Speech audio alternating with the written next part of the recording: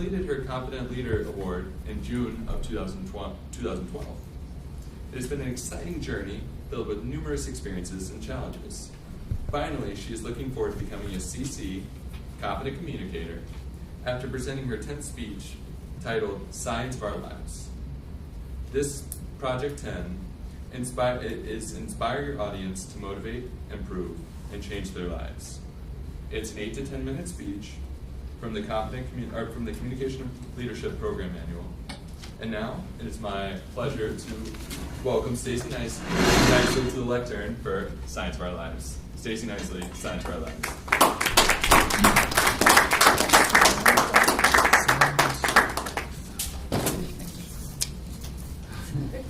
Good stuff. Good.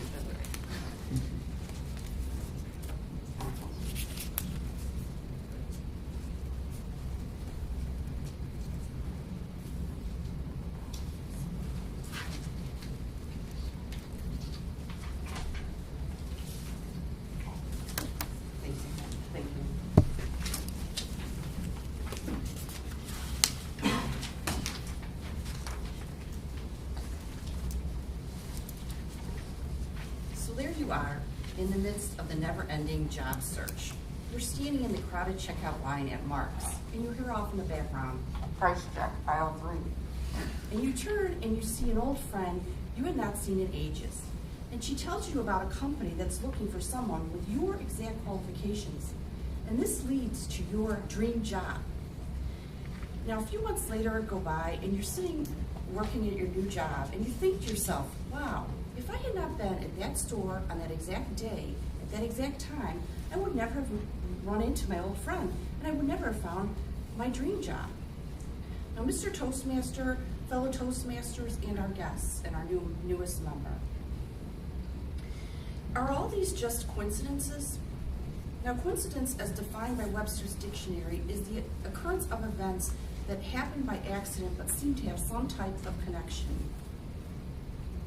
And you may have heard some of the stories from 9/11, such as Howard Lutnick of Cantor Fitzgerald, who survived when 658 of his fellow co-workers died in the Twin Towers. Later, he rebuilt Cantor Fitzgerald when many felt that the firm would not survive. Or more recently, you might have heard about Charlie Hebdo's cartoonist, Mr. Luzaire, who survived the massacre from January 7th because he happened to oversleep by a half hour that day.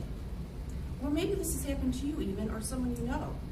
You're delayed leaving your house going to work, only to discover that you missed a huge car accident that you would have been in the middle of. Now, sometimes these delays and inconveniences happen for a reason, or could they all just be coincidences? Now, here's a story about a few coincidences that occurred in my own life. It all started with my sister, who dragged me to a graduate school open house at the Holiday Inn in Independence. And at first I thought, I don't want to do this. I don't really want to go back to school. But she was interested in it, so I went along to support her.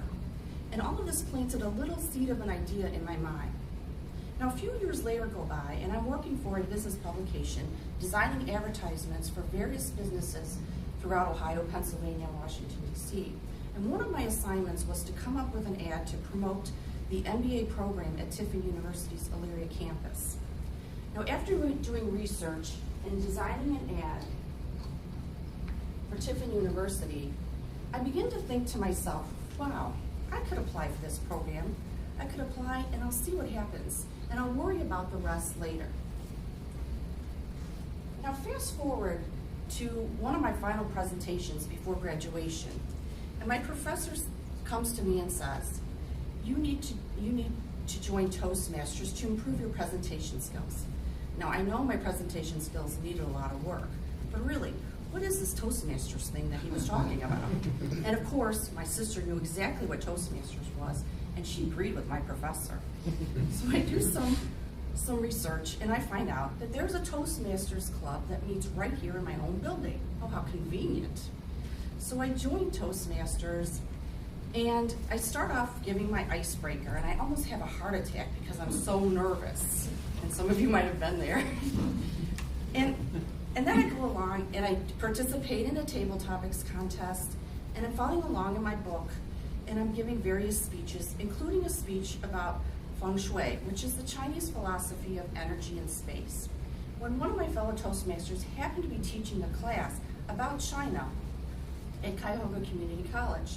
And he asked me if I'd be willing to give my speech to his class. Now at first I thought, I don't want to give a speech in front of a bunch of strangers. But then I thought, why not? What am I doing this Toastmasters thing for anyways? I just needed that little push to get myself out of that comfort zone and challenge myself. Now in the end, my speech was a success, and everybody was very receptive and had even more questions about Feng Shui. And all of this made me feel much more comfortable. And then a few years later, one of my managers from my department asked if I'd be willing to be a judge for the Chairman's Award Employee Recognition Program here in American Greetings. Because she knew I was a member of Toastmasters, she thought I would be interested. One of the requirements to being a judge is that you give a presentation about a fellow associate's accomplishments and achievements to the executive members of American Greetings. A little daunting, to say the least. So I agreed, and it was a very exciting and stressful at times experience, but it was a good stressful. And more recently, last year, I was the target speaker for the Area 40 evaluation contest. And as the target speaker. Now, if I had not participated in all those previous activities, I know I would not have the courage to be a target speaker for other Toastmasters who had just won competitions within their own clubs. Now, many times you've heard everything happens for a reason, and if you reflect back about experiences and take the time, you might gain a better understanding of why things occur. Sometimes we may not see the coincidence at the present time, and it may become more clear in the future. These coincidences, such as giving my speech about Feng Shui to someone who was teaching a class about China, or someone such as Howard Lupnick of Cantor Fitzgerald, who survived only to later continue to build Cantor Fitzgerald. Now, the book Celestine Prophecy was written by James Redfield in 1997, and in this book he states, "There is a new sense of intuitive guidance that comes from a divine connection within, a flow of synchronicity that brings solutions, opportunities, and personal mission. Life becomes easier and more fulfilling. Now more than ever, we are talking about these discoveries in mass numbers. As we engage together, we're not only transforming our own lives, but we're making the world better." Now, this book focuses on 9 insights, and I'm just going to talk about the first insight, which is meaningful coincidences. We are at the point in developmental history of human consciousness where development will accelerate. The major evidence of this is in the increased number of meaningful coincidences people are noticing in their lives. Now, he also states we're constantly given signs about the choices we should make. We need to learn how to see and read these signs, and if we pay attention, we can find a greater life no matter where we are. So if you get a chance, I highly recommend the Celestine Prophecy.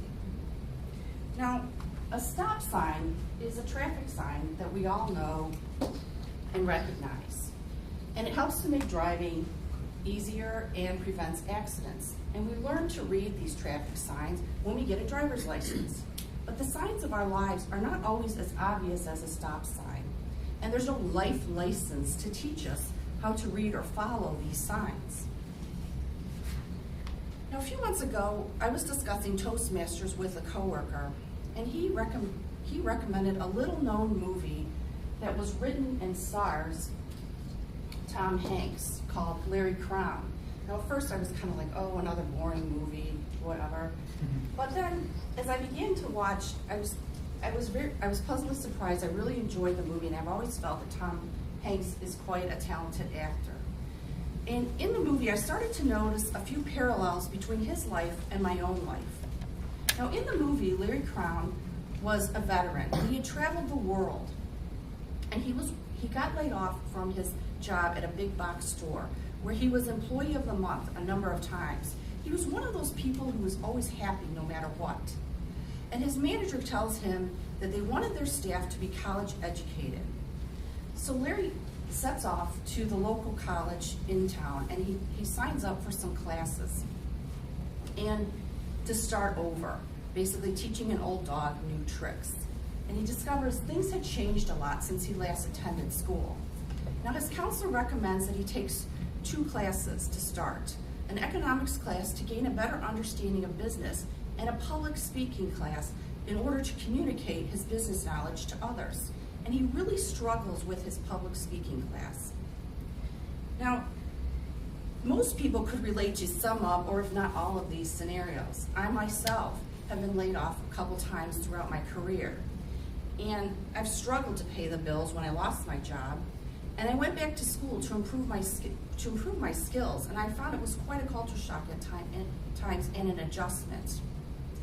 Now, in one of the final scenes of Larry Crown's in the movie, he's giving a speech to his public speaking class. And in this speech, he states that through this class, he discovers that all of his life experiences, his hardships, and his travels would not be worth much if he could not communicate these stories with others. Basically, they become almost meaningless. And his newfound skills from this public speaking class now allow him to share all of his life experiences effectively to others. So if you get a chance, I highly recommend watching that movie, Larry Crown. Now, many times we get frustrated, we face setbacks in our lives. And much like Larry Crown or Howard Lutnick of Cantor Fitzgerald or even myself, and we don't understand why situations happen. Does everything happen for a reason? Losing your job and maybe later finding a better job, or experiencing a car accident, or positive things in your life, such as a funny way you met your spouse, or getting that dream job, or receiving an award or recognition.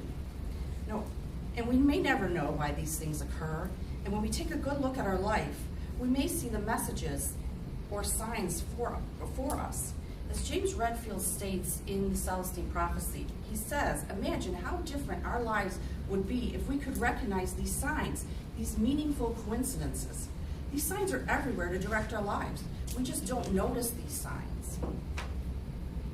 Now, if you had a chance, a few weeks back, John Katrasek gave his 10th speech.